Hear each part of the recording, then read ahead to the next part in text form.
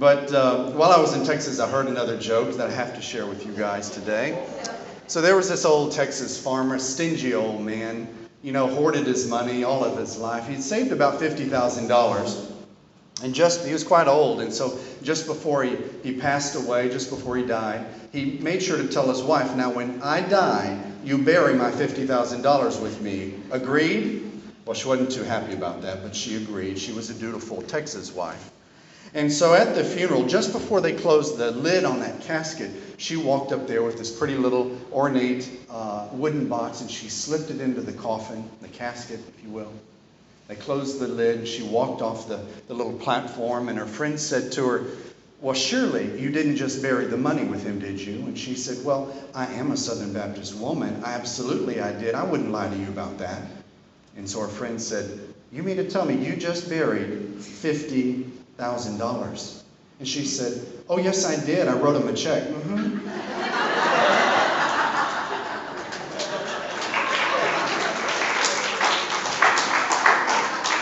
I want to talk with you all today about Jubilee.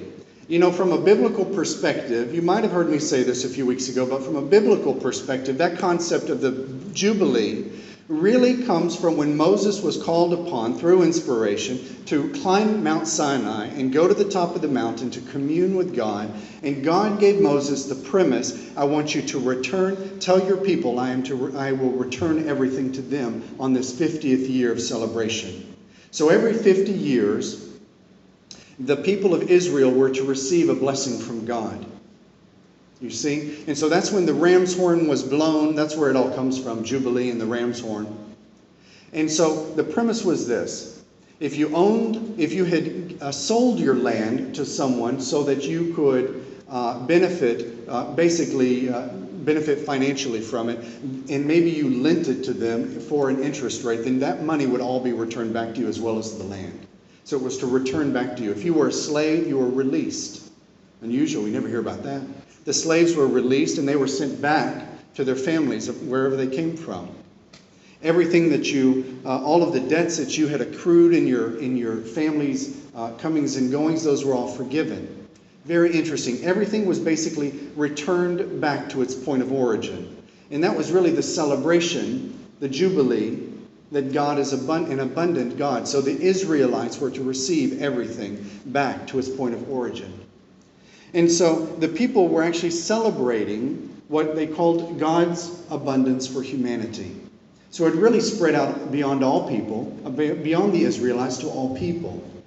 Now, metaphysically, when I was meditating on what does this really mean for us today? What does it mean 2,000 years ago in South Florida, when this was probably covered in dinosaurs or something 2,000 years ago, right? I don't know what was here. It may be Indians. But 2,000 years ago, the concept was that God is an abundant God. And for metaphysicians, what I came to realize in meditation, what Spirit showed me was this. Our Jubilee is our understanding, is our celebrating that there is no death. We understand there's no death, that life is eternal. We understand that thing called death that we always hear about in hospices and on TV and in magazines, that thing called death is the closing of a chapter in that great book of life that is eternal. Moving from one place of existence to another place of existence. A state of consciousness to another state of consciousness. Moving from the physical world into the spirit world. It's all an eternal journey. A Jubilee. The celebration of Jubilee also talks about, when we talk about the state of Jubilee, we understand that all the life challenges, all the difficulties in our life, those are spiritual lessons hidden in disguise. Isn't that interesting? And another Jubilee that I thought of was that we live in such a state of abundance in this world that what we give out to support places like this community, returns to us tenfold because we understand the law of attraction. We understand the law of giving and receiving, what they call that great law of reciprocity. Giving and receiving. What you give out comes back to you. If I give out love, I receive love. If I give out hate and bigotry and racism, it's going to come all right back to me. I'm going to live in a state of that bigotry, hate, and racism. Because it's all, the law of attraction is really just a provider. It provides whatever you place from the mind principle out into the universe, and it gives it right back to you. God bless you. So you got to be really conscious, cognizant of what you put out into the universe.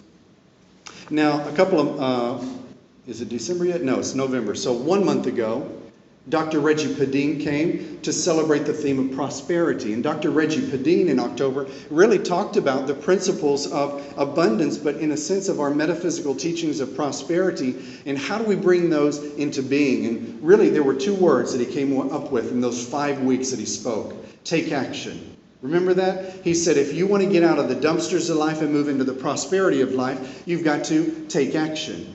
We actually have a declaration of principle. I believe we said it a week or 2 ago, declaration of principle number 4, which talks about us taking personal responsibility. We believe in personal responsibility and that we create our happiness or unhappiness as we live in harmony or discord with natural, physical, and spiritual laws. That's what it says. So really what it's saying is, we believe in personal responsibility, we believe in taking action. Did you ever think of that? Interesting. That's what that means. That's how simple it is. So taking action. Well, you know what that really is saying is we can no longer be spiritually lazy in life. You don't just sit around praying and hoping and putting crystals out in grids and hoping that your life will be transformed. You got to actually do something. You got to actually go and be selfless and charitable and giving and provide alms and provide food for people, provide clothing for people, provide volunteerism in your time, talent, and treasures to organizations like ours. You got to do something. Prayers are beautiful, but they don't help you evolve. They simply offer up goodwill and good intention and send up loving, supportive energies for the work that's being done. But again, I said that action word, work, didn't I? It all boils down to what do we do to have a great spiritual life. Right now, we have 15 churches and study groups. That's pretty amazing. And a study group in our church system just means it's a baby church. Maybe they have 5 or 10 people. Maybe they meet once or twice a month, but they haven't really accumulated enough movement and resources to make a place like this run.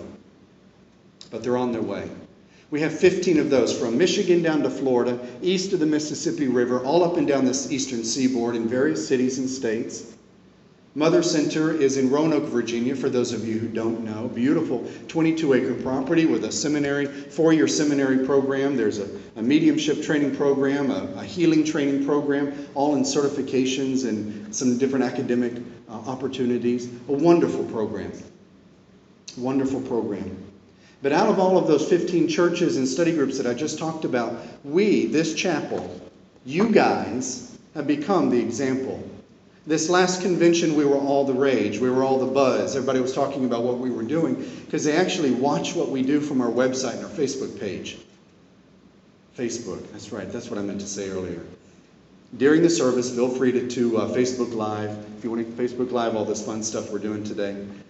But, you know, the fact that we're out there advertising and the fact that we're out there trying to put forward all these amazing speakers and these amazing events like we're doing today, we're actually spreading our teachings a little bit further out in the community, and we're getting noticed.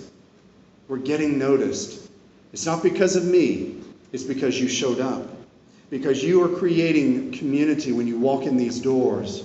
That's how powerful it is. You know, we're setting a standard in the Metaphysical Chapel of South Florida. You guys have made it happen by getting out of bed, by showing up on a Sunday morning to create a sacred space like this that actually does transform lives to greatness. You made this happen, and actually now lots of people are watching what we do, and that's pretty incredible when you think about it. You see, we can no longer be, as I like to say, mushrooms on a log. We can't be moss on a rock.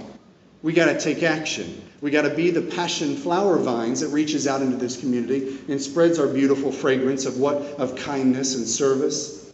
That's what we need to be. You know, I want this church to be great. And on an average Sunday morning, not today is a Jubilee day, but on an average Sunday morning when we have 50, 55, 60 people, that's not greatness. It's nice. It's good.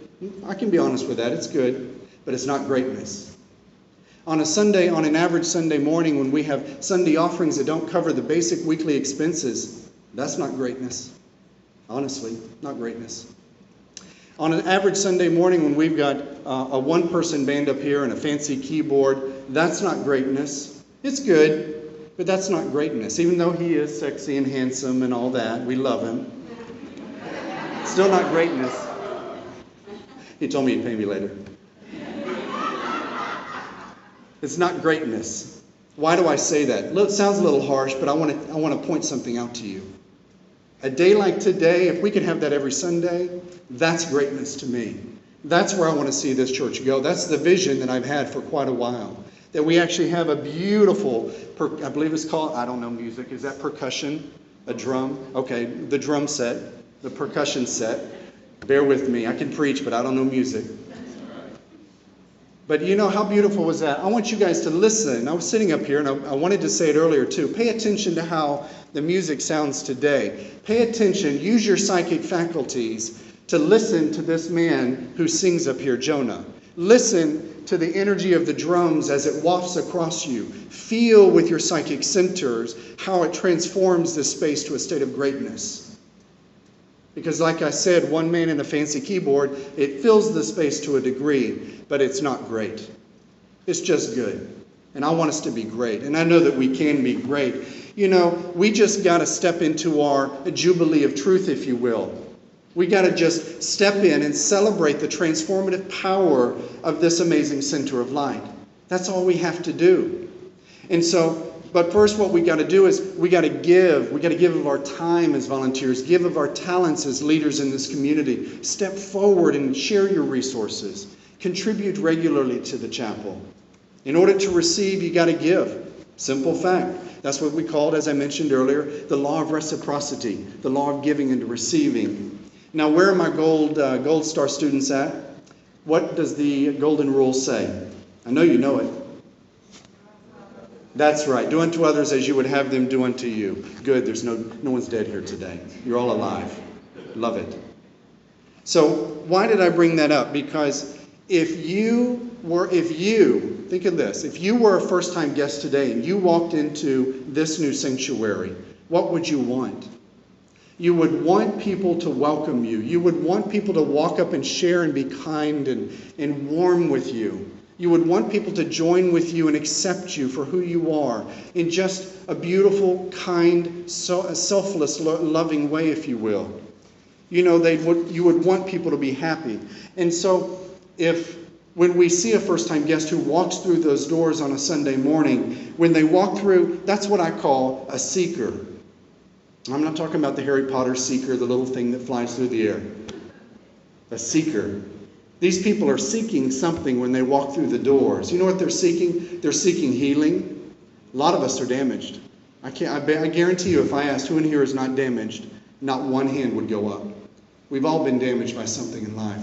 People, places, and things. Even our own selves. We're harsh on ourselves sometimes, aren't we? Very cruel to ourselves. We don't even think about how we talk to ourselves sometimes. People are seeking healing. They're seeking upliftment. They're seeking metaphysical teachings. Maybe that's why they've Googled it and showed up to our church, because they really feel they need to move beyond whatever religion they're coming from and stepping into what they believe is their new truth, their new vibration. And so they walk into our space and they're seeking. They just, at the very core, if you think about it, they just want to be accepted. They just want to be accepted. And when they walk through those doors, that is our opportunity to welcome and to accept and to bring those people into the fold and give them a place of community on a Sunday morning. And if we only have 5 or 10 or 15 or 50 people here, we can kind of do it and kind of welcome those people into our homes. But if we have a regular number of 100, 150 people on a Sunday morning, that's a state of greatness. That shows vibrancy in a community. That shows life in a house of worship. That shows life in a house of healing. A place for seekers to come and feel just like they can be uplifted to the next level of greatness in their life, whatever that level is for them. That's what those people are seeking, and that's our job. When we can make those kind of people, those seekers, feel welcomed in our space, that's when we're creating a space that transforms lives to greatness. And bam, that's exactly what a Jubilee is all about. Right? That's what it is. That's what a Jubilee is. It's about a state of greatness and a state of abundance. Abundant hugs and welcomes and greetings to all the new people. And that's why we exist. That's why I have the lights on, and that's why I have this sermon prepared, music prepared, everything's prepared. So that those first-time guests, I don't prepare it for you guys, the regulars. I love you. I know you'll show up. I do it for the new people. And have you ever noticed when new people come, where do you see me? I'm always talking to the new people. Because you guys have my number. You can always bug me by phone and text and Facebook. But the new people, I want to welcome the new people. Those are so important to our future. It grows our community. They begin the process when we welcome them to set down roots in our community. So these are literally little bulbs that we're planting in our garden. And we have to nurture them and water them with kindness and welcoming and affirmation. It makes a beautiful garden for our community. Now, speaking of Jubilee, I asked Reverend Tim about probably 5-6 weeks ago to create a service like this, because back in, I think it was September 25th, we had Celebration Sunday. How many people were in here for that? Who was here? Quite a few of you. That's over half of you. That's very good. Remember the power of presence on that Sunday morning. There were probably 110 people in this auditorium. Now, we marketed the heck, and we made phone calls and emails and called people back. We did a lot of work to fill this space. We didn't do that much for today. But it goes to show you the power of presence. And when we make the effort as a community, and our volunteers get on the phone, and our board members get on the phone and the email and the Facebook, and we're trying to promote different things and share our community with those who don't know that we exist, look at the power of presence we had for Celebration Sunday. Look at the beautiful service we created here today. Just because I asked Reverend Tim 5 weeks ago, can you create me another service? Maybe not so big, but maybe just something that will get us prepared for the new year. Get us in that state of thinking of abundance to carry forward the principles of prosperity that we had learned in the previous month in October. And he made it happen. He took my vision that I cast and he made it happen. I thank you. You did a very good job, Tim.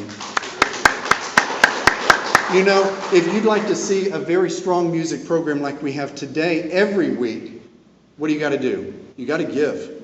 You got to give time, talent, or treasure, something. You got to be a part of the process. And so when I say giving of the 3 T's, you always hear 3 T's. I think some books say 5 T's, which is testimony and talent. Testimony and talent. Those are some, no, not talent. Testimony and something else. I think temple.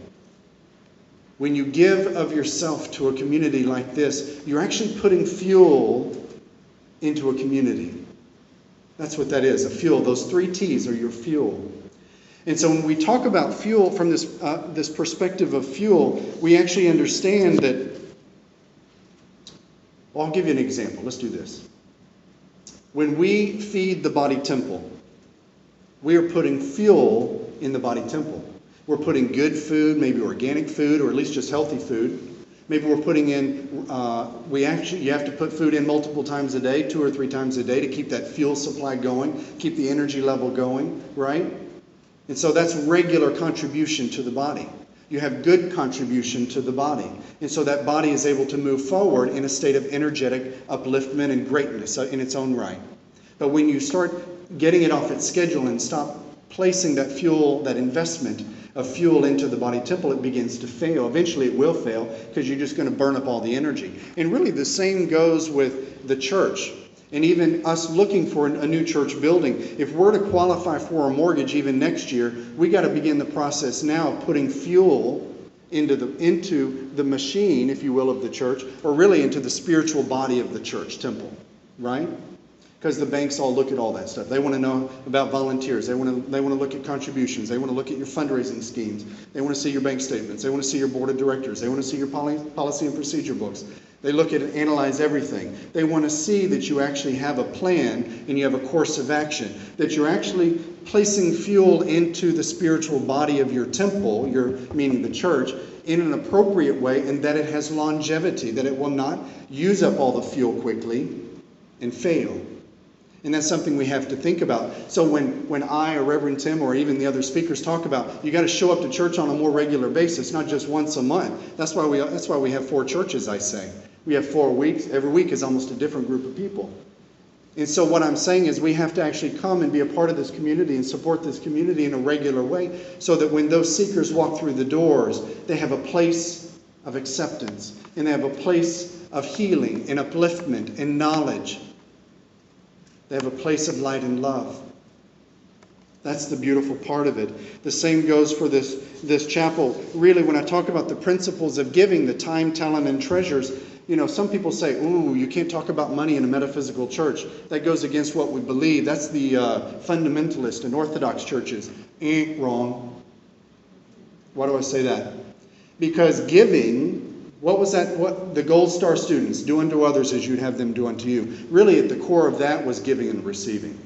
Right? That's the vibration. And so when I say that giving is not contrary to divine metaphysics, I mean that foundationally, if you will.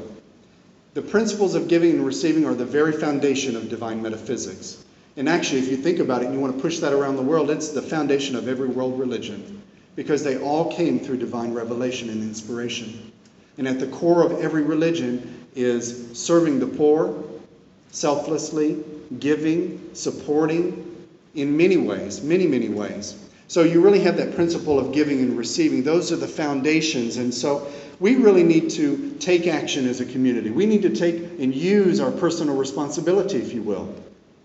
Let's all, like my father always said, find a need and fill a need. He would say that till I was blue in the face. And he would say that because we lived on a farm that had a lot of work to do. So when I was complaining I was bored, that was his little quick response. Find a need and fill a need. I don't know if he learned that on Sesame Street or where, but I was sick of hearing it. Go find a need and fill a need. And it's interesting because that really applies to us in life. If you want to be great in your job, I guarantee you don't do what your job description says. You go beyond it. You'll find a need that is outside of your job description that you're allowed to do and fill that need.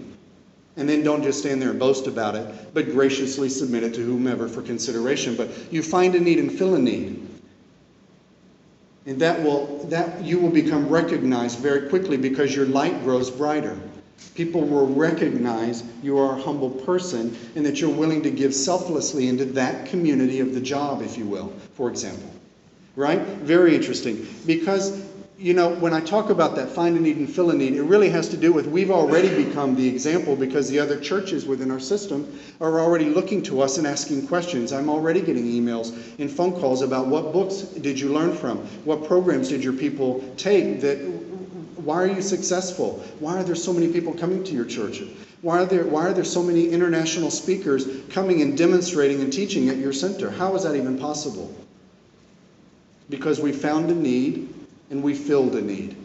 I found what this community did not have, and I worked very hard to bring it to our community to fill that need. That's how easy it is. But what's amazing is I have to say I'm so proud of you all. Because it's not really just all about me. It's really about you.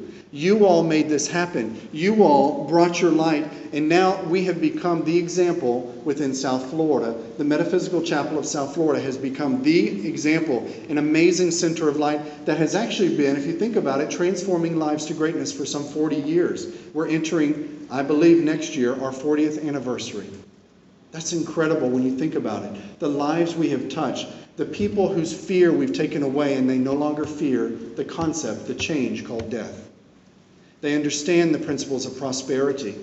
They understand the power of healing prayer and how it does transform lives through upliftment, through surrounding with that magnetic or charismatic energy of whatever difficulty or difficult situation, which is really, as I said, a spiritual life lesson hidden in disguise. Spirit has said to me so many times, and when I've gone to spirit circles, when I've traveled to different places in the world to hear prophets and mediums and ministers speak, and Spirit has said through them to me, especially when there's a difficulty, the sun always shines behind the clouds. Never forget that. The sun is always shining behind the clouds of life. And that's what you have to understand, that when we have tragic and traumatic and difficult and you feel like you're walking up a mountain to get to wherever you feel you need to be going, but it's really difficult and you have to put a lot of effort, just remember there's a spiritual lesson buried within that traumatic or difficult situation, if you will. There's always a silver lining. There's always a silver lining to a situation. Find it. And if you can work to find it, I guarantee you, when you start doing that, you will start moving into that law of attraction because you have just found an abundancy in that moment of difficulty. You get that? That makes sense? When you start looking for the silver lining in the difficult situations in your life, and you start doing that, the minute you start doing that, you literally lock into the law of attraction. Abundance begins because that is an abundant principle, the silver lining principle. There's always a silver lining. The sun's always shining behind the clouds of life. And I just want to say, I'm so proud of you all for stepping forward, for contributing in so many different ways, and being volunteers, being leaders, being on committees, providing us with fundraising ideas, providing us manpower, women power for fundraisers, our psychic fairs. We just had a really successful psychic fair. You all made that happen, and I'm very proud of you all. You made that happen. Reverend Tim, I just want to say thank you for making this possible today, this Jubilee service. I cast that vision, and he made today a fantastic day, a day of greatness. It wasn't a good day. This is a day of greatness in my mind, in my consideration. Jonah and Daryl, I appreciate you guys for being here, because you all, as professional musicians, you don't bring a good show, you bring greatness to my church, and I thank both of you from the bottom of my heart for what you have brought today. The level of professionalism, we need to see more of that. But we got to contribute. We got to do something to make this happen on a regular basis. And I just want to say, friends, as my brothers, as my sisters, as my spiritual family, may God bless you all for helping the Metaphysical Chapel actually be the example within our church system that transforms lives to greatness. Amen?